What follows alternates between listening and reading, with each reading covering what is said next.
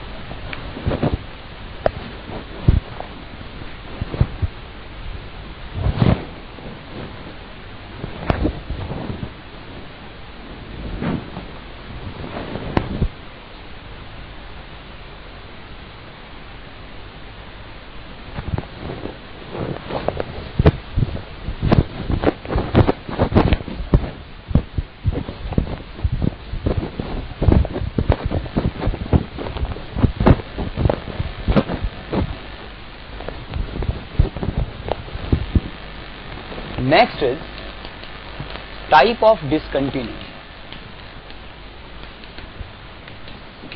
देखिए, types of discontinuity इसलिए पढ़ना जरूरी है कि डिसकंटिन्यूटी के रीजन अलग अलग है। या तो डिसकंटिन्यूटी इस वजह से आई कि फंक्शन की लिमिट ही एग्जिस्ट नहीं करती थी, या तो लिमिट इस कारण से आई कि लिमिट तो एग्जिस्ट करती थी बट वो एफ ऑफ ए के बराबर नहीं थी, या तो इस कारण से आई कि एफ ऑफ ए डिफाइन ही नहीं था। तो टाइप्स ऑफ डिसकंटिन्यूटी को ब्रॉडली दो जगह पर कैटेगराइज किया गया है। One is removable type and second is non-removable type। तो सबसे पहले हम लोग रिमूवेबल टाइप के बारे में बात करते हैं। रिमूवेबल टाइप कंटिन्यूटी का मतलब ये है, डिसकंटिन्यूटी का मतलब कि यहां पे जो limit x tends to a f of x है वो एग्जिस्ट करता है। अब या तो एफ ऑफ ए के बराबर नहीं है या तो एफ ऑफ ए डिफाइन नहीं है। तो इन दोनों कारणों को हम लोग रिमूव कर सकते हैं, फंक्शन को अगेन इस तरह से रिडिफाइन कर सकते हैं कि हमारा फंक्शन फिर से कंटिन्यूअस बन जाए। तो इस पर्टिकुलर कैटेगरी को फिर से दो जगह पर कैटेगराइज किया गया है। One is missing point discontinuity and one is isolated point discontinuity। अब देखिए मिसिंग पॉइंट डिसकंटिन्यूटी की बात क्या है। मिसिंग पॉइंट डिसकंटिन्यूटी ये है कि अगर मान लीजिए हमारे पास कोई एक function f x is equal to x square minus 9 upon x minus 3 है when limit x is not equal to 3 situation. तो देखिए अगर लिमिट एक्स टेंस टू 3 निकाला जाता तो limit x tends to 3 f of x minus 3 into x plus 3 divided by x minus 3 के बराबर है। इन्हें आपस में शांत कराया जाए तो आंसर 6 के बराबर है। बात यह है कि जो एफ एक्स है वो एक्स प्लस 3 है। यार एफ एक्स अगर एक्स प्लस 3 है तो इसका मतलब केवल इतना सा था कि अगर इसका ग्राफ ड्रॉ किया जाता तो एक लाइन आती और 3 के ऊपर बस एक हॉलो सर्किल नजर आता। तो अगर मैं फंक्शन को फिर से रिडिफाइन करूं, इस तरह से रिडिफाइन करूं कि function of f x is equal to x square minus 9 upon x minus 3 when x is not equal to 3 and 6 when x is equal to 3। देखिए जो एक्स इज इक्वल टू 3 पर value 6 है, ये हम दे रहे हैं, हम फंक्शन को ऐसे रिडिफाइन कर रहे हैं कि उस हॉलो सर्किल, उस गड्ढे को यहां पर भरा जा सके और इस फंक्शन को फिर से कंटिन्यूअस बनाया जा सके। तो अगर इस तरह के कुछ हॉलो सर्किल्स हैं तो इन फंक्शन को हम इस तरह से रिडिफाइन कर सकते हैं कि फंक्शन को कंटिन्यूअस बनाया जा सके। आप ऐसा देख सकते हैं कि मान लीजिए अगर f x is equal to sine x upon x है तो this is defined for x is not equal to 0। चूंकि limit x tends to 0 sine x upon x का जो वैल्यू है दैट इज 1 के बराबर होता है। The function graph is like this is 0, 0 के ऊपर 1 होना चाहता है, this is minus pi, this is pi, but हो नहीं पाता। तो बात यह है कि केवल 0 के ऊपर जो वैल्यू वहां पर एक हॉलो सर्किल है। तो अगर मैं फंक्शन को रिडिफाइन करना चाहूं तो मैं फंक्शन को रिडिफाइन ऐसे कर सकता हूं कि f x is equal to this is sine x upon x when x is not equal to 0 and 1 when x is equal to 0। तो एक्स इज इक्वल टू 0 पर ये 1 वैल्यू मैं अपनी तरफ से ऐसे रिडिफाइन कर सकता कि फंक्शन को फिर से कंटिन्यूअस बनाया जा सके और इस हॉलो सर्किल को फिर से एक बार भरा जा सके। तो ये मिसिंग पॉइंट ऑफ डिसकंटिन्यूटी है कि किसी एक पर्टिकुलर पॉइंट पर वैल्यू मिस था और उस पर्टिकुलर वैल्यू को अगर मैं दे सकता हूं, दिया तब जाता है जब लिमिटिंग वैल्यूज दोनों साइड से सेम वैल्यू को अप्रोच कर रही होती है, तो फंक्शन को फिर से कंटिन्यूअस बनाया जा सकता है। सही बात है। अच्छा, आइसोलेटेड पॉइंट ऑफ डिसकंटिन्यूटी के बारे में बात करते हैं। आइसोलेटेड पॉइंट ऑफ डिसकंटिन्यूटी क्या है कि कोई एक फंक्शन एफ एक्स था, मान लीजिए मैं किसी function greatest integer of x plus greatest integer of minus x के बारे में बात करूं, तो greatest integer of x plus greatest integer of minus x का अगर मैंने ग्राफ ड्रॉ करने की कोशिश की होती तो this is defined like 0 when x belongs to integer and this is -1 when x does not belongs to integer. बात यह है कि अगर इसका ग्राफ ड्रॉ किया जाता तो दिस इज द ग्राफ, जब जब 0, 1, 2, -1, -2 इन सब के ऊपर वैल्यू 0 है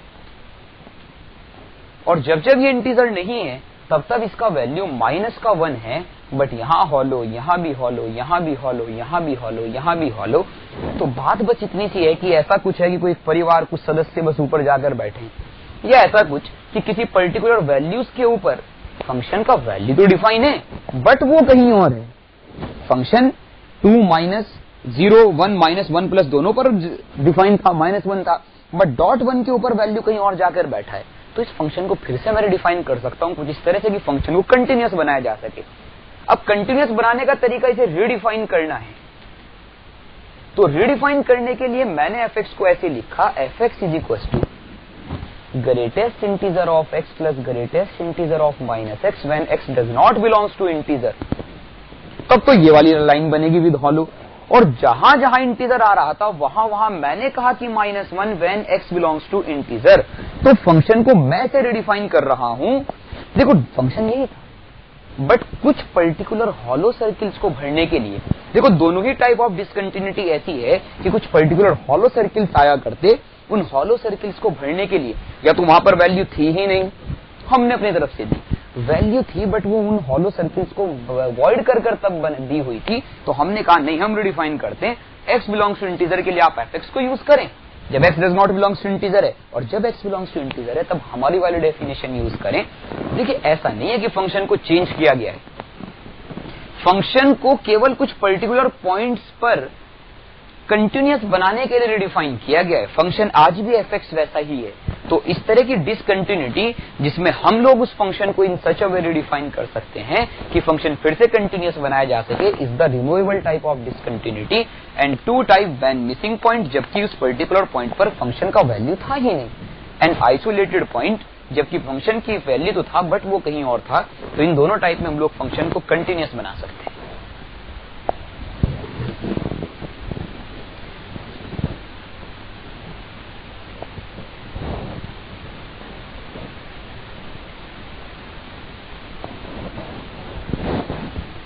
next is the non removable type of discontinuity.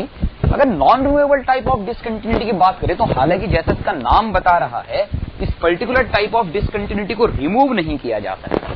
तो non removable type of discontinuity क्या है? Non removable type of discontinuity, इसे फिर से 3 जगह पर कैटेगराइज किया गया है। One is the finite type, second is the infinite type, and third is the auxiliary type of non-removable type of discontinuity। देखिए है क्या कि किसी भी फंक्शन का अगर limit x tends to a, f of x ही एग्जिस्ट नहीं कर रहा है, हालांकि लिमिट का ना एग्जिस्ट करना तो सबसे अच्छा रीजन है डिसकंटिन्यूटी का, सबसे आसानी से नजर आता है। अब अगर वो एग्जिस्ट नहीं कर रहा है तो function non removable type of discontinuous है। बट बात इतनी सी है कि फाइनाइट टाइप तब है जब LHL एंड RHL दोनों फाइनाइट हैं बट नॉट इक्वल,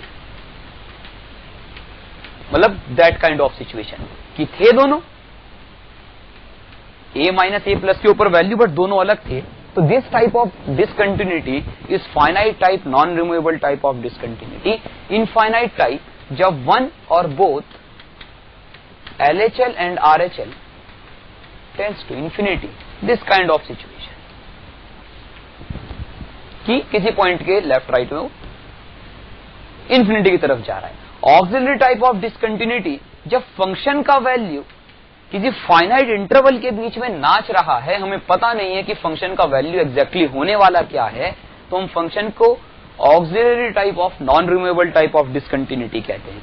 तो फाइनाइट टाइप ऑफ डिसकंटिन्यूटी के बारे में अगर बात की जाए तो होता क्या है, देखिए जो फंक्शन है उसका LHL और RHL, ए के ऊपर ये वैल्यू बी ये सी, तो LHL और RHL के बीच का जो नॉन नेगेटिव डिफरेंस है that is c minus b या whatever, that non-negative difference is called jump of discontinuity।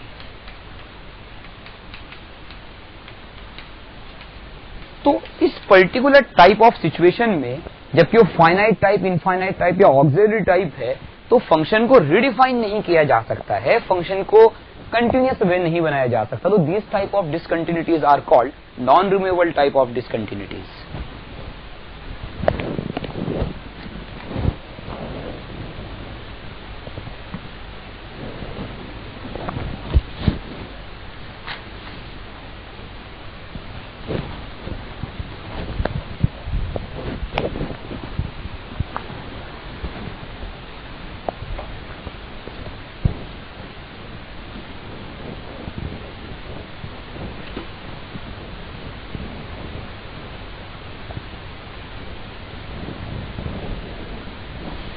देखिए अगर हम लोग फाइनाइट टाइप और नॉन इनफाइनाइट टाइप और ऑक्सिलरी टाइप ऑफ कंटिन्यूटी के बारे में बात करें तो फाइनाइट टाइप मान लीजिए हम लोगों को कोई function fx is equal to tan inverse of 1/x दिया है और हम लोग x इज इक्वल टू 0 के अबाउट बात कर रहे हैं। तो अगर हम लोग LHL निकालने की कोशिश करते दैट इज 0 माइनस पर, तो tan इनवर्स को माइनस इंफिनिटी मिलता, आंसर -π/2 आता।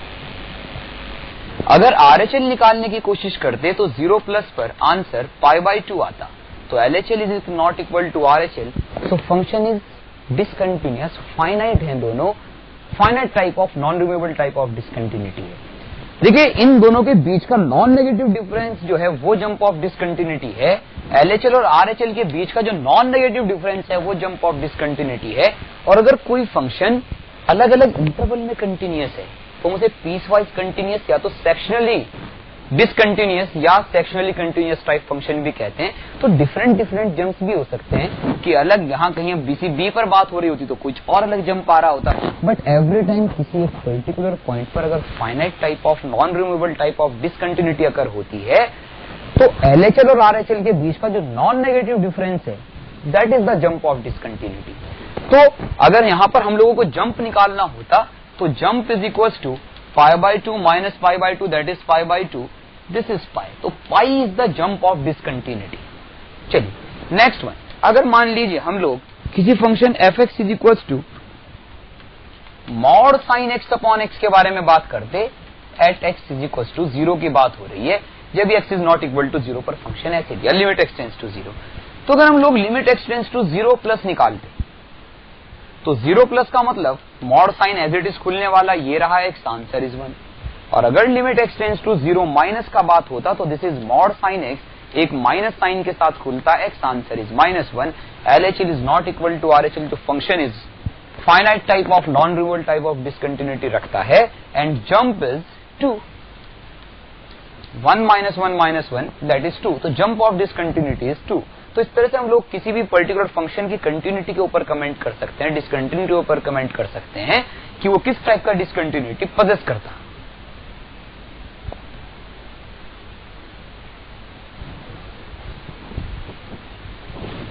अगर f(x) is equal to x upon 1 minus x की बात की जाए when x is not equal to 1, तो देखिए अब x is equal to not equal to 1 पर क्या हो रहा है। अगर आपने 1 प्लस पर बात की होती तो 1 प्लस पर जो फंक्शन का वैल्यू है वो 1 अपॉन 1 माइनस 1 प्लस, तो 1 से बड़ी चीज घटाया तो आंसर 0 से थोड़ा छोटा होगा, और किसी फाइनाइट नंबर को 0 से थोड़ी चीज से डिवाइड करा तो answer -infinity. And this is अगर आपने 1 माइनस पर बात की होती तो 1 माइनस अपॉन 1 में से 1 से छोटा नंबर घटाए तो 0 प्लस, आंसर इज +इन्फिनिटी। तो LHL और RHL इन्फिनिटी की तरफ जा रहे हैं तो function is not continuous at x is equal to 1।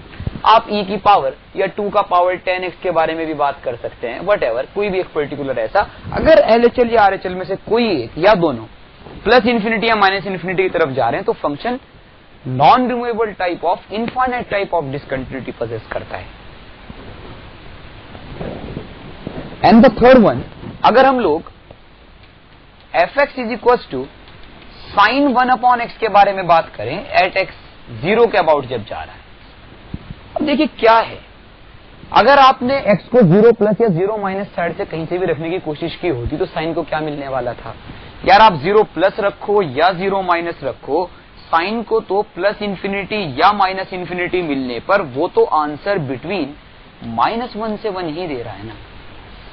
Sign को तो कुछ भी मिले, अब साइन को जो मिलने वाला चीज है उसके बाद जो आंसर आ रहा है वो -1 से 1 के बीच में नाचा, तो हमें ये नहीं पता है कि f(x) क्या वैल्यू देने वाला है। तो 0 के ऊपर जो टाइप ऑफ डिसकंटिन्यूटी है that is auxiliary type of non removable type of discontinuity होती है, क्योंकि फंक्शन -1 से 1 के बीच में 0 के अबाउट नाचा। अब 0 के अबाउट का मतलब केवल इतना सा है कि ये 0 था, इसका लेफ्ट और राइट एक बहुत इनफाइनाइटली स्मॉल नन्ना सा लेफ्ट और जस्ट उसके राइट वाले जो इंटरवल है वहां पर फंक्शन का जो नाचना था वो -1 से 1 के बीच में था।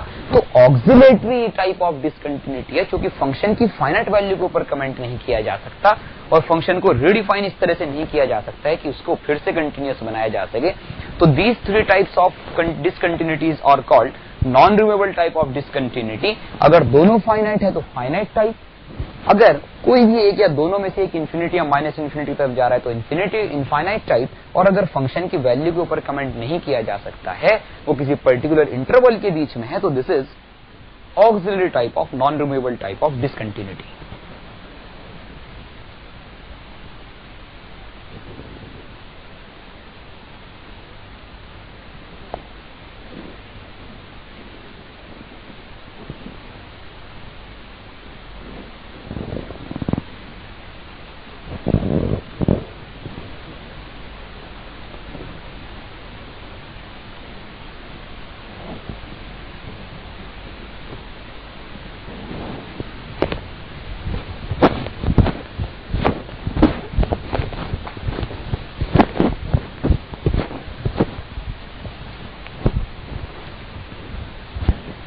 कुछ एक थ्योरम्स के बारे में लिखा जा सकता है।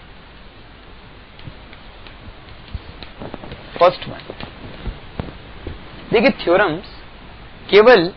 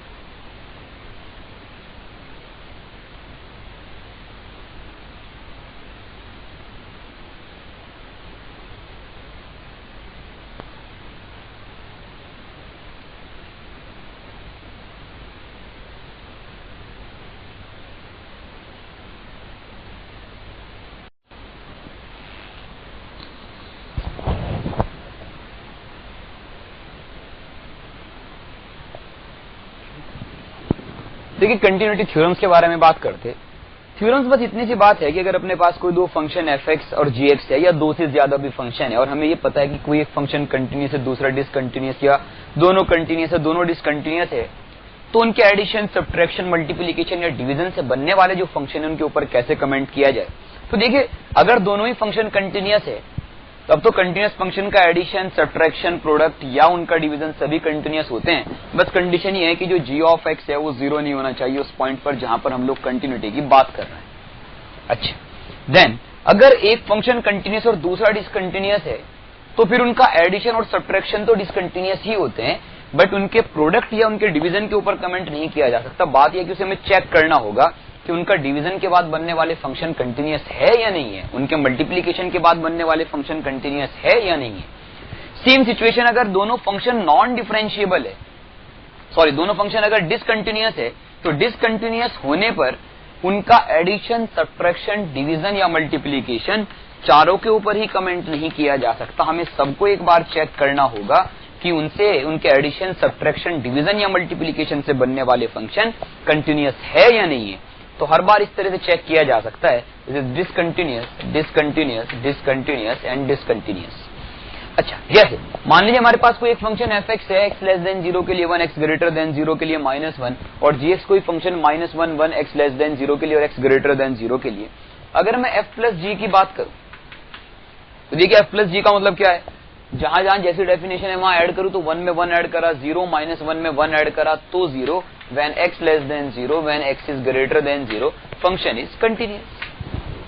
अगर मैं f माइनस जी का बात करूं तो f माइनस जी का मतलब जहां पर जैसी डेफिनेशन है साइमल्टेनियसली घटाया जाए तो 1 में से अगर आपने -1 को घटाया तो 1 - 1 is 2 when x is less than 0 and -1 - 1 is -2 when x is greater than equal to 0। Discontinuous at x is equal to 0 की बात हो रही है। अच्छा, अगर मैं f इंटू जी की बात करूं तो f इंटू जी साइमल्टेनियसली सेम डेफिनेशन एक दूसरे को मल्टीप्लाई किया जाए तो 1 को अगर -1 से करा तो -1 और -1 को 1 से करा तो भी -1 when x is less than 0 and when x is greater than 0। This is continuous at x is equal to 0। और अगर मैं f अपॉन जी की बात करूं तो f अपॉन जी 1 को -1 से अगर डिवाइड करा तो this is -1 when x is less than 0 और -1 को 1 से करा तो भी -1 when x is greater than 0। This is also continuous. तो हर बार अगर अपने पास कोई दो फंक्शन f और g है, देखिए अगर वो दोनों नॉन कंटिन्यूस है, डिसकंटिन्यूस है, तब तो हमें हर बार उनके बनने वाले एडिशन, सब्ट्रैक्शन, मल्टीप्लिकेशन या डिवीजन से जो बने फंक्शन है उनकी कंटिन्यूटी के ऊपर कमेंट करने के लिए हर बार एक सेपरेट चेक लगाना होगा कि क्या वो फंक्शन कंटिन्यूस है या डिसकंटिन्यूस है। जैसे मान लीजिए हमारे पास कोई एक function f(x) is equals to x at x is equals to 0, this function is continuous. और मान लीजिए कोई हमारे पास फंक्शन gx है, that is sin 1 upon x when x is not equal to 0 and 0 when x is equals to 0। अब देखिए limit x tends to 0 पर क्या है, साइन को मिलने वाला मसाला इंफिनिटी वो देगा -1 से 1 के बीच। ऑक्सिलरी टाइप ऑफ डिसकंटिन्यूटी है, this function is discontinuous at x is equal to 0। अब अगर मैं f इंटू जी निकालने के लिए जाता तो देखिए f इंटू जी निकालने का मतलब यह है कि मैं x को इसके साथ सीधे मल्टीप्लाई करने वाला हूं। तो जब मैं मल्टीप्लाई कर लिखूंगा तो x into sine 1 upon x when x is not equal to 0, और जब x 0 में मल्टीप्लाई होगा तो 0 when x is equal to 0। अब अगर इस particular function f into g के लिए मैं x टेंस टू 0 पर बात करूं तो लिमिट x टेंस टू 0 पर जब मैं वैल्यू निकालने की कोशिश करूंगा तो लिमिट x टेंस टू 0 आज x into sine 1 upon x आएगा। ये एक फाइनाइट क्वांटिटी -1 के बीच ये 0, आंसर इज 0 और x इज इक्वल टू 0 पर भी वैल्यू 0 था। तो आज जो फंक्शन है वो कंटिन्यूअस है, जबकि एक फंक्शन कंटिन्यूअस था और एक डिसकंटिन्यूअस था, बट उनके प्रोडक्ट से बनने वाला फंक्शन कंटिन्यूअस है। तो हर बार अगर हमारे पास कंटिन्यूअस है तब तो कोई बात है नहीं, बट अगर एक कंटिन्यूअस दूसरा डिसकंटिन्यूअस और दोनों डिसकंटिन्यूअस टाइप सिचुएशन है तो हम हर बार एक फंक्शन बनाते और सीधे सीधे फिर हम लोग चेक कर लिया करते कि उस पॉइंट के ऊपर फंक्शन जो नया फंक्शन फॉर्म हुआ वो कंटिन्यूअस है या नहीं।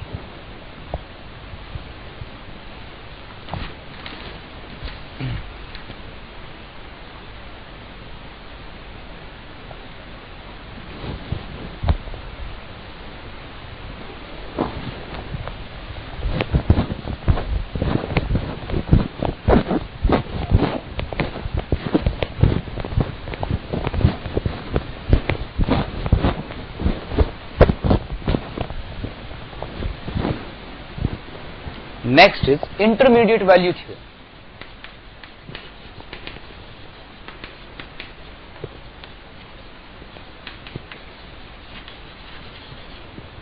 IVT स्टेटमेंट लिखा जा सकता है सबसे पहले IVT के लिए कि अगर हमारे पास कोई एक फंक्शन f है विच इज कंटिन्यूअस इन गोज ए से बी, एंड अगर हमारे पास कोई एक फंक्शन f ऐसा है जो कि a से b के बीच में कंटिन्यूअस है, और अगर हम लोग f ऑफ a और f ऑफ b की वैल्यू आपस में बराबर नहीं है तो a से लेकर b के बीच में कोई ना कोई एक c belongs to f of a to f of b ऐसा जरूर रहा होगा, for which x not belongs to a से b f of x not is equal to c के बराबर रहा होगा। देखिए बात क्या है, अगर हमारे पास कोई एक फंक्शन a से b क्लोज इंटरवल a से b में कंटिन्यूअस है और f ऑफ a का वैल्यू f ऑफ b के बराबर नहीं है तो कोई ना कोई एक c f ऑफ a से लेकर f ऑफ b के बीच में ऐसा जरूर मिला होगा जिसके लिए कोई एक x नॉट a से b ओपन में ऐसा होगा कि f of x not is equal to c at least वाली कंडीशन है। देखिए है क्या, अगर ग्राफिकली इस चीज को देखें तो ग्राफिकली क्या है कि अगर हम लोग किसी एक फंक्शन की कंटिन्यूटी की बात करें तो दिस पर्टिकुलर फंक्शन a से लेकर b के बीच में कंटिन्यूअस है। a के ऊपर आने वाला वैल्यू f ऑफ a है और b के ऊपर आने वाला वैल्यू f ऑफ b। तो f ऑफ a से लेकर f ऑफ b के बीच में कोई ना कोई एक c ऐसा जरूर रहा होगा जिस c के कॉरस्पॉन्डिंग हमें कोई एक पॉइंट x नॉट ऐसा मिला होगा कि f of x not is equal to c के बराबर है। इस बात को ऐसे भी सोचा जा सकता था कि अगर ये कर्व कुछ ऐसा है तो अगर मैं यहां a से लेकर इस पर्टिकुलर b के बीच में बात करूं तो this is f of a, this is f of b,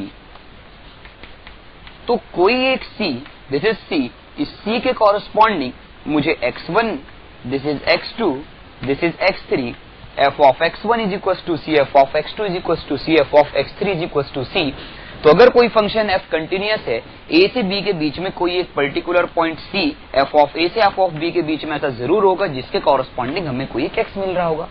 इसी पर्टिकुलर थ्योरम को समझने का अच्छा तरीका यह हो सकता है सेकंड टाइप कि अगर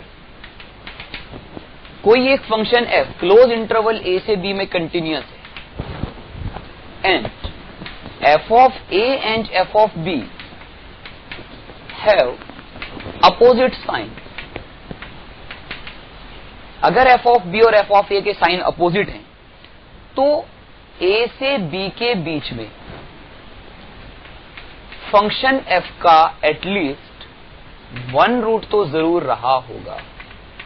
बात यह है कि अगर हमारे पास कोई एक फंक्शन f ऐसा है जो a से b में कंटिन्यूअस है और f ऑफ a और f ऑफ b दोनों के साइन अपोजिट हैं, तो a से लेकर b के बीच में फंक्शन का एक रूट तो जरूर होगा। देखो इस बात को कैसे समझा जा सकता है, अगर ये कोई एक फंक्शन है जो a से लेकर b में कंटिन्यूअस है, अगर a और b के ऊपर this is f of a, this is f of b, अगर f ऑफ a और f ऑफ b के साइन अपोजिट है तो फंक्शन a से b में जाते हुए उसने एक बार तो x एक्सिस को जरूर काटा होगा, तो हमें जरूर एक x0 ऐसा मिला होगा जो इस फंक्शन को सेटिस्फाई कर रहा होगा, जो इसका एक रूट होगा। अगर इसी चीज को और थोड़ा ज्यादा सोचा जाता तो ऐसे हो सकता था कि अगर a से लेकर b में फंक्शन कंटिन्यूअस है तो this is particular a and this is b, तो a से लेकर b के बीच में this is f of a and this is f of b, f of a and f of b के साइन अपोजिट हैं, तो a से लेकर बीच में 1 2 3 4 5, तो कम से कम एक बार तो उसने जरूर कट किया होगा। अब देखिए कंटिन्यूअस होना क्यों जरूरी है, ऐसा भी हो सकता था कि कोई फंक्शन a से लेकर b ऐसा कुछ होता, this is a, this is b, आज भी f of a and f of b के साइन अपोजिट हैं, बट a से लेकर b के बीच में उसका कोई सॉल्यूशन नहीं है, तो फंक्शन का कंटिन्यूअस होना जरूरी है। अगर फंक्शन कंटिन्यूअस है a से लेकर b के बीच में और f ऑफ a और f ऑफ b के साइन अपोजिट हैं, तो a से लेकर b के बीच में फंक्शन का कम से कम एक सॉल्यूशन तो जरूर हमें मिला होगा, कम से कम एक सॉल्यूशन जरूर, एक रूट a से b के बीच में जरूर मिला होगा। ये particular type of intermediate value theorem हमारे काम का ज्यादा है, क्योंकि हम लोग इस चीज का यूज कुछ ऐसे करते हैं कि अगर हमारे पास कोई एक फंक्शन fx है तो हम किसी पर्टिकुलर इंटरवल के बीच अगर ये बता सकते हैं कि वो फंक्शन कंटिन्यूअस है, तो कंटिन्यूअस होने के बाद अगर a और b के ऊपर फंक्शन के साइन ये बताए जा सके कि वो अपोजिट थे, तो ये भी कमेंट हर बार किया जा सकता है कि a से b के बीच में कम से कम एक बार तो फंक्शन जरूर जीरो हुआ होगा, a से b के बीच में कम से कम एक तो x ऐसा जरूर मिला होगा जिसके ऊपर फंक्शन ने जीरो वैल्यू लिया होगा या जो उसका एक रूट रहा होगा। देखिए जैसे मान लीजिए हमसे कहा जाए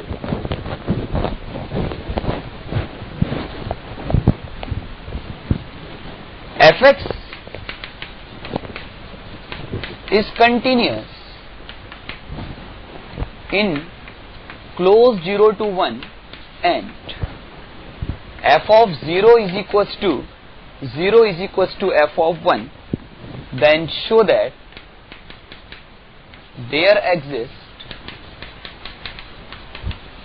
a C belongs to 0 to 1 open such that f of C is equals to 1 minus 2c square। देखिए है क्या, सबसे पहले हम लोग ये सोचते कि ये चाह क्या रहा है, कोई एक फंक्शन f जो कंटिन्यूअस है 0 से 1 के बीच में, अगर वो कंटिन्यूअस है तो हमने क्या सोचा कि लेट g ऑफ x कोई एक फंक्शन मानते जिसे इस तरह से कुछ बनाने की कोशिश करते, तो उसे f of x minus 1 plus 2x square type मानते।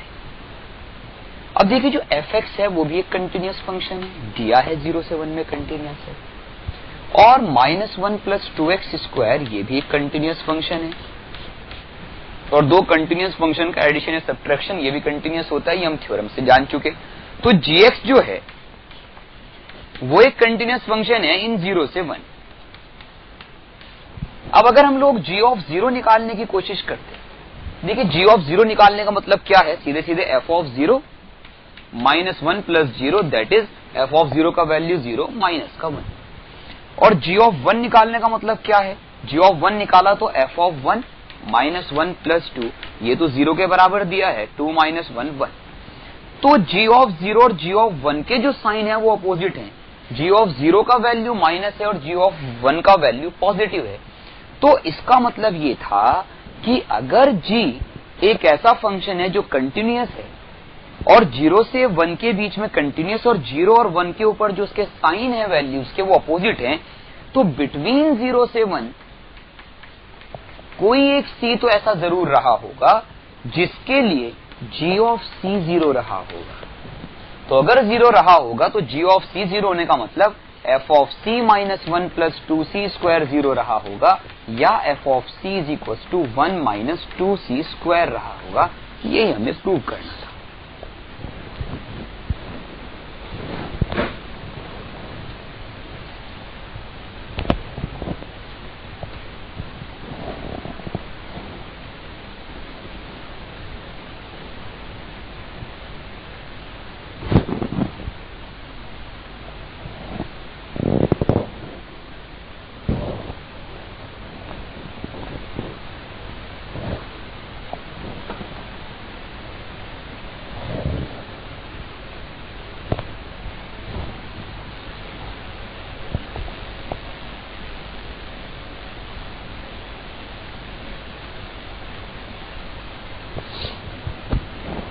Next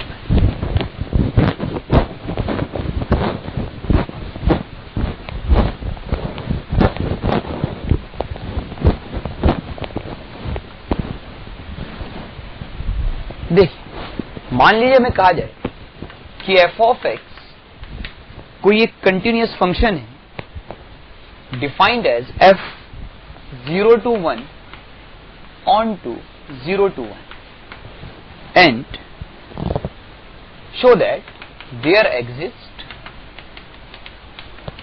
some c belongs to 0 से 1 such that f of c is equals to 1 minus।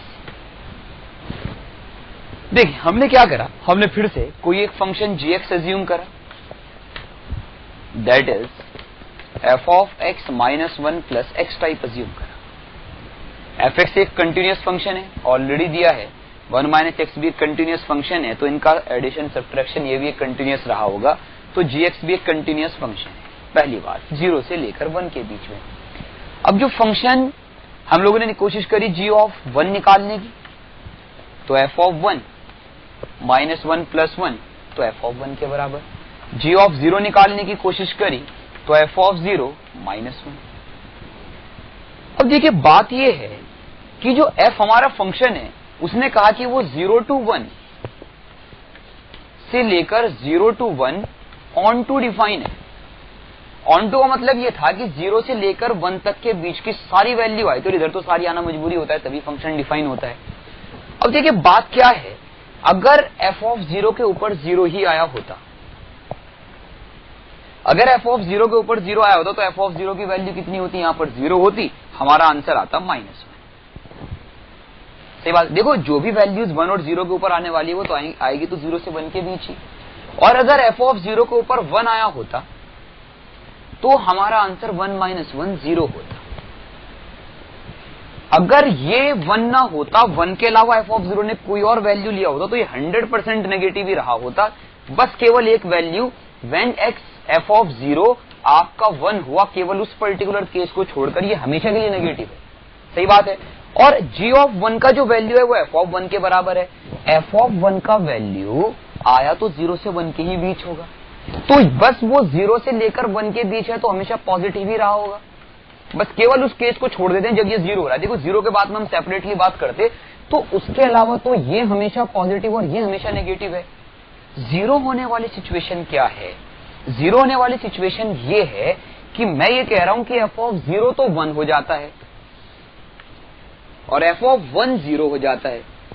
तो उस केस में बात इतनी सी है कि उस केस में जब आपने f ऑफ 1 को 0 करा तो 1 के ऊपर एक रूट आ जाता है, तो 1 खुद से एक रूट बन रहा है।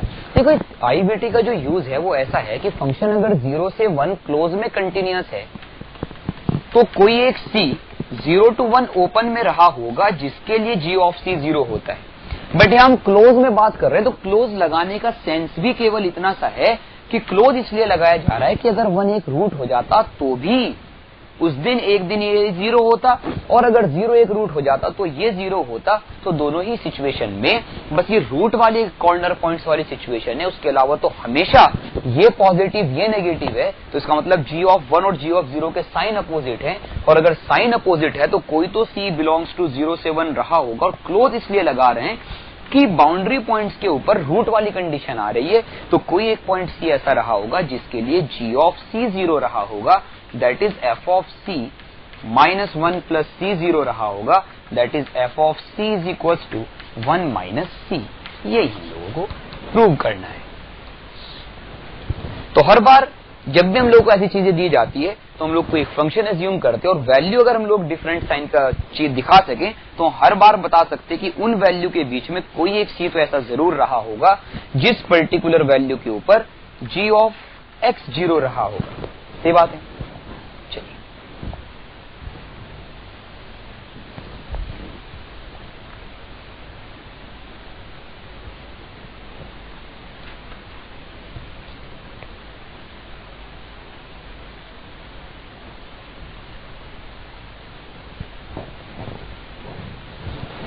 Next is single point continuity. देखिए सिंगल पॉइंट कंटिन्यूटी क्या है। अभी तक हम लोग कंटिन्यूटी की बात कर रहे थे किसी इंटरवल के अंदर। Next is single point continuity.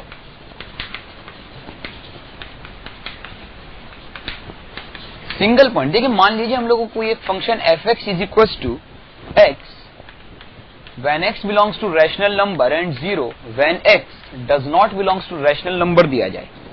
तो देखिए, अगर हम लोगों को इसकी कंटिन्यूटी के ऊपर कमेंट करने के लिए कहा जाए तो हमने माना कि let x is equal to किसी a के बारे में बात हो रही है। तो अगर मैं a प्लस या a माइनस की बात करूंगा तो f ऑफ a प्लस,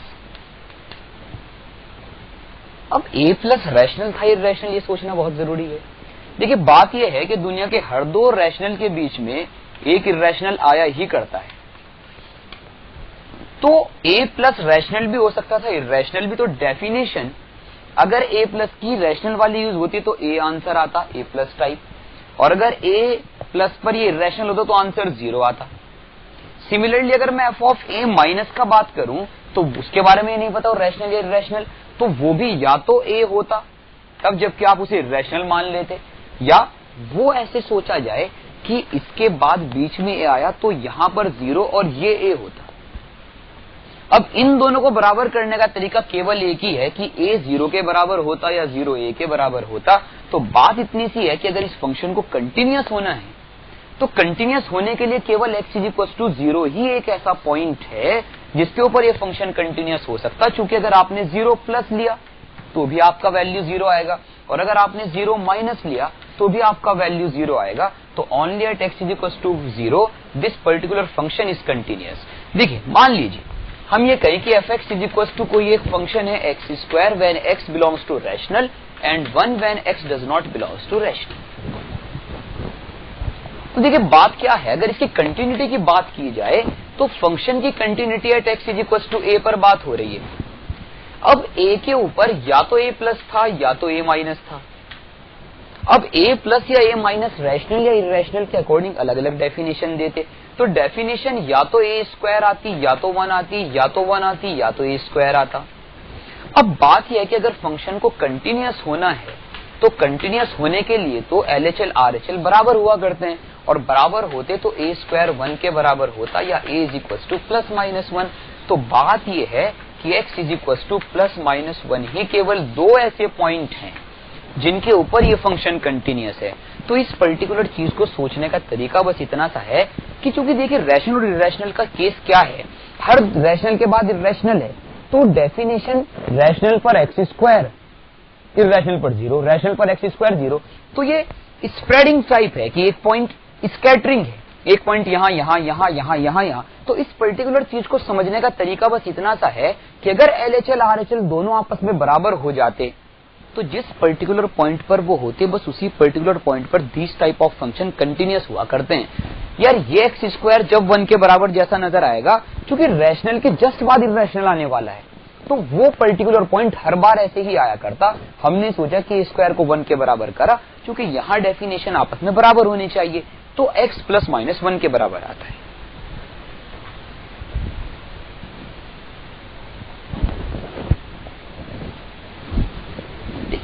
मान लीजिए हम लोगों को f(x) को एक फंक्शन दिया जाए,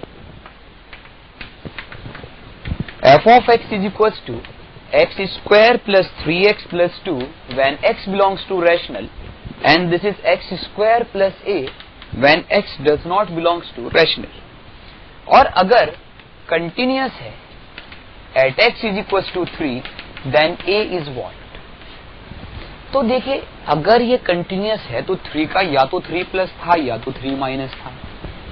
अब अगर आपने 3 प्लस या 3 माइनस में से किसी एक को रैशनल माना तो उन्हें आपस में बराबर करने के लिए ये दोनों वैल्यू अलग अलग जगह से आनी चाहिए और बराबर होनी चाहिए। तो बात इतनी सी थी कि 3 का square plus 3 into 3 plus 2 should be equal to 3 का square plus a। So a is equal to, इन्हें आपस में बजाया, 6 plus 2 3 into 3 this is 9 plus 2 11। So a is equal to 11। Similarly अगर हम लोग देख, अगर हमारे पास कोई एक question f x is equal to x square plus a x plus 1 when x belongs to rational and this is ax square plus 2x plus b when x does not belongs to rational है और हमें कहा जाए कि function is continuous at x is equal to 1। हालांकि एक और point भी दिया जा सकता था, तो हम लोग केवल किसी एक पर्टिकुलर चीज को निकालने की कोशिश करते और हमसे b पूछा जाए कि b का वैल्यू क्या है। क्योंकि दो अननोन है तो एक और भी, हालांकि हम लोग केवल x इज इक्वल टू 1 के ऊपर बात करते। तो 1 के ऊपर केवल इतनी सी बात है कि 1 प्लस और 1 माइनस की जो डेफिनेशन बराबर करनी है वो रैशनल इर्रेशनल से आने वाली वैल्यूज को बराबर करना है। तो अगर वो बराबर करा तो 1 plus a plus 1 is equal to a plus 2 plus b, इन्हें आपस में शांत करा, b इज इक्वल टू 0 के बराबर। तो बस हर बार ऐसे सोचा करते कि रैशनल इर्रेशनल से आने वाली डेफिनेशन अगर आपस में बराबर होगी तो फंक्शन को कंटिन्यूअस बनाया जा सकता है। These type of functions are continuous on one और some countable number of points, so these are called single point continuity.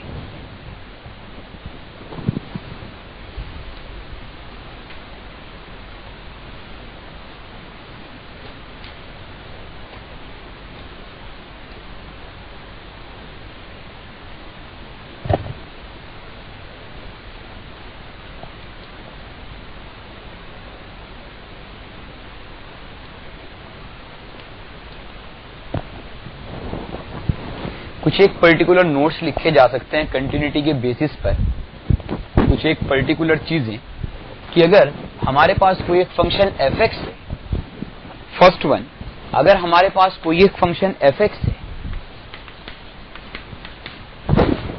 और अगर f(x) is continuous in a से b, तो ये कहा जा सकता था कि f(x) is bounded in a से b। इस बात को ऐसे भी समझा जा सकता था कि अगर कोई फंक्शन f(x) कंटिन्यूअस है इन a से b, तो रेंज भी उस पर्टिकुलर फंक्शन की बाउंडेड आती है। बात यह है कि अगर वो कंटिन्यूअस था तो a से b, this is a, this is b, तो a के ऊपर आने वाली वैल्यू f ऑफ a और b के ऊपर आने वाली वैल्यू f ऑफ b, तो रेंज भी f ऑफ a से लेकर f ऑफ b के बीच ही रही होगी। तो इस बात को ऐसे समझा जा सकता था कि अगर किसी फंक्शन का डोमेन कोई एक क्लोज इंटरवल है तो उसकी रेंज भी किसी क्लोज इंटरवल के अंदर ही रही होगी। बस बात इतनी सी है, अगर किसी फंक्शन का डोमेन एक क्लोज इंटरवल के अंदर है तो उसका डोमेन, उसका रेंज भी एक क्लोज इंटरवल के अंदर रहा होगा। थर्ड थिंग, अगर हमारे पास कोई एक फंक्शन f जो a से लेकर b में कंटिन्यूअस है एंड बाइजेक्टिव है, बाइजेक्टिव दैट इज 1 1 एंड 1 2, तो f inverse of x will also be a bijective function.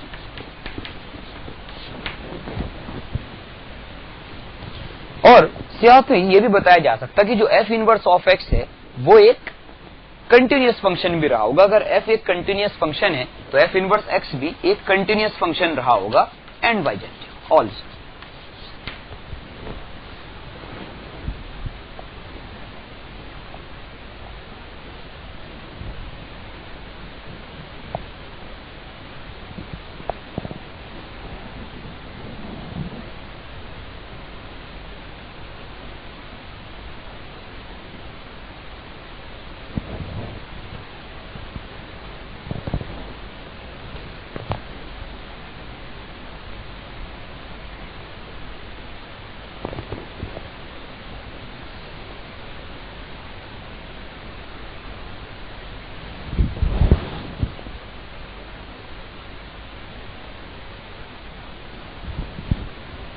Next is continuity of the composite functions। देखिए continuity of composite functions जो है, हालांकि composite function f of gx and g of fx type, तो composite functions की continuity के ऊपर comment करने के लिए वैसे तो हम लोग हर बार जो लिमिट वाली वैल्यू से अंदर x को दें फिर उसके बाद सोचे कि बाहर वाले को क्या मिलने वाला है, बट इस चीज को थोड़ा समराइज भी किया जा सकता था कि अगर हमारे पास कोई एक फंक्शन f(x) है which is continuous at x is equal to a and g of x is continuous at f of a, तो g of f x will be continuous at x is equals to a. बात यह है कि limit x tends to a, g of f x को हम लोग ऐसे भी लिख सकते हैं कि this is g of limit x tends to a f of x. बात इतनी सी है कि इन चीजों को यूज करने के लिए हमें यह पता होना चाहिए कि अगर x टेंड्स टू ए पर हम लोग फंक्शन की कंटिन्यूटी की बात कर रहे हैं तो सबसे पहले तो एफ एक्स उस ए पर कंटिन्यूअस होना चाहिए। यार ए देने के बाद जो एफ देने वाला है वो एफ ऑफ ए, और एफ ऑफ ए जो मसाला है वो जी को मिलने वाला है, तो g should be continuous at f of a. देखिए मान लीजिए हम लोग किसी function f x is equals to 1 upon x minus 1 and g x is equals to 1 upon x plus 1 into x plus 2 के बारे में बात करें और हमसे पूछा जाए कि g ऑफ f किस किस पॉइंट पर डिसकंटिन्यूअस है, तो देखिए बात यह है कि अगर हम लोग g ऑफ x की डिसकंटिन्यूटी की बात कर रहे हैं तो सबसे पहले जो f ऑफ x है वो x is not equal to 1 at x is equal to 1, ये डिसकंटिन्यूअस है। और जो g ऑफ x है वो x is equal to -1 and x is equal to -2 के ऊपर डिसकंटिन्यूअस है। ये तो हमें पहले ही नजर आता है, क्योंकि जो भी डिनोमिनेटर है, अगर डिनोमिनेटर किसी पॉइंट पर 0 हो रहा है तो वहां पर तो डिसकंटिन्यूटी हुआ ही करती। देखिए अगर हम लोग अब g ऑफ एफ एक्स के बारे में बात करें तो g ऑफ एफ एक्स तो यार g of f x that is g of f x, तो g ऑफ एफ एक्स की जो कंटिन्यूटी की बात है, g ऑफ एफ एक्स की कंटिन्यूटी की बात तो उन पॉइंट्स पर की जानी चाहिए जहां पर g को मिलने वाला मसाला -1 या -2 हो रहा हो। क्योंकि यार g तो तब डिसकंटिन्यूटी शो करता है जब उसे मिलने वाली चीज -1 बन जाती या तो -2 बनती। तो हमने क्या सोचा कि अगर f ऑफ x -1 होता एंड f ऑफ x -2 होता तो f of x that is 1 upon x -1 is equal to -1 and 1 upon x -1 is equal to -2। तो अगर आपने इसे उधर उचकाया तो this is 1 is equal to -x plus 1 and x is equals to 0 and this is 1 minus x, so x को अगर आपने इधर लिया तो 1 is equals to -2x plus 2, so x is equals to 1/2. So these 2 point x is equals to 0 and x is equals to half, ये दोनों point है जहां पर g of f x discontinuous होने वाला है, और खुद f ऑफ x जिस पर्टिकुलर पॉइंट के ऊपर डिसकंटिन्यूअस था। क्योंकि बात यह है कि g ऑफ एफ एक्स की कंटिन्यूटी तो तब बात की जाती है जब एफ एक्स अपने आप पहले कंटिन्यूअस हुआ हो, तो f ऑफ x भी at x is equal to 1 discontinuous हुआ था। So point 0, half and 1 are the 3 points जिनके ऊपर function g of f x discontinuous होने वाला है। 2 पॉइंट्स आर द रीजन जब g को ऐसा पॉइंट मिलने वाला है जो f देने वाला है, और 1 point due to f x itself जिसकी वजह से वो डिसकंटिन्यूअस है। तो इस तरह से 3 पॉइंट के ऊपर ये फंक्शन डिसकंटिन्यूअस है।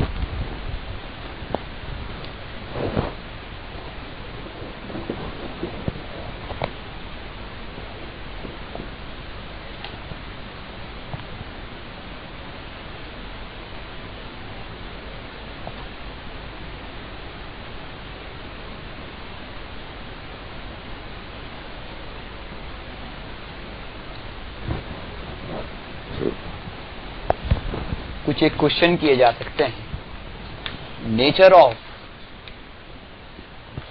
डिसकंटिन्यूटी के बारे में बात करते हैं। अगर कोई function f x is equal to 1 upon l n mod x दिया जाए, तो देखिए 1 upon l n mod x, इस फंक्शन को सबसे पहले रिडिफाइन करते हैं। जब आप रिडिफाइन करने के लिए जाएंगे तो 1 upon ln x when x is greater than 0 and 1 upon ln of minus x when x is less than 0. Domain इसका x is not equal to 0 तो था ही, and domain of the function is x belongs to r minus 0 plus minus 1, चूंकि plus minus 1 पर ये ln 0 तो 1 upon 0 not defined. तो देखिए बात यह है कि 1 के लेफ्ट राइट और 0 के लेफ्ट राइट इन सही चीजों पर ही बस बात करनी है। तो अगर इस फंक्शन का ग्राफ ड्रॉ करने की कोशिश की जाती तो दिस इज -1, दिस इज 1। सबसे पहले 0 के अबाउट बात करते हैं। देखिए जब 0 प्लस हम लोग इसे देने वाले हैं तो 0 से थोड़ी सी बड़ी चीज अगर हमने इसे दी तो ln जो आंसर देने वाला है, ln का जो ग्राफ होता है वो ये है। तो 0 से थोड़ी बड़ी चीज मिलने पर ये माइनस का इन्फिनिटी मिला तो 1 अपॉन माइनस इन्फिनिटी 0, 0 से थोड़ा छोटा, तो 0 से थोड़ा सा आगे जो वैल्यू है 0 से थोड़ी छोटी है, 0 तो यानी तो वहां तो हॉलो लगने वाला है। सिमिलरली अगर आपने 0 माइनस पर बात करी तो 0 माइनस जब आप इसे देंगे तो ln को फिर से 0 प्लस मिलेगा, वो 0 प्लस पर minus infinity 1 upon minus infinity वो 0 माइनस देगा, तो यहां कहीं वैल्यूज होंगी। अच्छा चलिए 1 से थोड़ा पहले बात करते हैं। 1 से थोड़ा पहले ये वाली डेफिनेशन यूज होने वाली है, तो limit x tends to 1 plus की बात है, 1 माइनस की पहले बात करते तो 1 माइनस 1 अपॉन ln x। अब 1 माइनस ये 1 होता है, 1 से थोड़ा पहले ln को जो वैल्यू मिलने वाला है वो 0 से थोड़ा छोटा है, और 1 अपॉन 0 से थोड़ा छोटा आंसर माइनस इन्फिनिटी आने वाला है, तो यहां कहीं ये माइनस इन्फिनिटी है। और अगर आप लोग limit x tends to 1 plus निकालते तो 1 अपॉन ln x इसे कुछ पॉजिटिव मिलने वाला है, पॉजिटिव मिलेगा तो ये आंसर प्लस का इन्फिनिटी देने वाला है। सही बात है। तो इसका मतलब यहां से लेकर यहां तक ये ग्राफ ऐसे गया होगा। हालांकि सोचा तो ये जा सकता था कि एक इवन फंक्शन है, जैसा उधर वैसे इधर रहा होगा, बट ठीक है। अगर हम लोग लिमिट एक्स टेंड्स टू -1 से थोड़ा आगे तो -1 प्लस की बात करते तो फिर से 1 अपॉन, अगर आपने ln of minus x definition use की होती माइनस का इन्फिनिटी आंसर आएगा, तो ये ग्राफ हालांकि बनना भी ऐसा ही था, ऐसा बना होगा। और अगर 1 प्लस से हम लोगों ने लेना शुरू किया होता तो 1 प्लस पर ये प्लस इन्फिनिटी से शुरू हुआ, और जब आपने इन्फिनिटी दिया होगा तो ln इन्फिनिटी 1 अपॉन इन्फिनिटी 0 की तरफ टेंड्स कर रहा होगा, तो ऐसा कुछ, एंड यहां से दिस पर्टिकुलर टाइप। तो अब अगर हम लोग 1 -1 और 0 के ऊपर डिसकंटिन्यूटी की बात करते तो 0 के ऊपर मिसिंग पॉइंट है, missing point type of discontinuity. क्योंकि 0 का LHL भी है, RHL भी है, बट डॉट 0 के ऊपर फंक्शन डिफाइन नहीं है, उसका वैल्यू नहीं है, तो मिसिंग पॉइंट ऑफ डिसकंटिन्यूटी अगर 1 और -1 पर बात कर दे तो इनफाइनाइट टाइप ऑफ डिसकंटिन्यूटी है। क्योंकि 1 और -1 दोनों के ही ऊपर फंक्शन का LHL RHL plus minus infinity जैसा होने की कोशिश कर रहा है, तो इन दोनों ही पॉइंट के ऊपर function infinite type of non removable type of discontinuity show कर रहा है। Next one,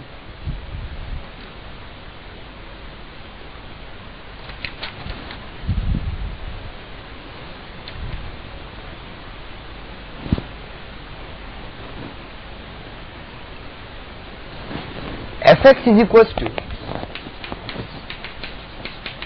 greatest integer of x upon x at x is equals to 2 की बात करते हैं। अगर हम लोग इस फंक्शन को डिफाइन करने के लिए जाते तो इस फंक्शन को डिफाइन करने के लिए, देखो वैसे तो हम लोगों को 2 प्लस या 2 माइनस के ऊपर बात करनी है, तो सोचा तो ऐसे भी जा सकता था सीधे सीधे कि अगर आपने 2 प्लस का बात किया होता तो 2 प्लस का ग्रेटेस्ट इंटीजर डॉट 2 हुआ करता है, और 2 अपॉन 2 आंसर इज 1। अगर आपने 2 माइनस का बात किया होता तो 2 माइनस से पहले ग्रेटेस्ट इंटीजर 1 हुआ करता, और ये 1 अपॉन 2, तो this is 1 upon 2। This is x tends to 2 plus x tends to 2 minus, और at x is equals to 2, at x is equals to 2 जो फंक्शन का वैल्यू है वो 2 अपॉन 2 1 ही है। तो ये कहा जा सकता है कि LHL is not equal to RHL। हालांकि दोनों ही फाइनाइट हैं, तो अगर दोनों फाइनाइट है बट नॉट इक्वल, तो हम बता सकते हैं कि this is finite type of non removable type of discontinuity. तो हर बार किसी फंक्शन की कंटिन्यूटी डिसकंटिन्यूटी के ऊपर कमेंट किया जा सकता है कि what kind of discontinuity it is showing.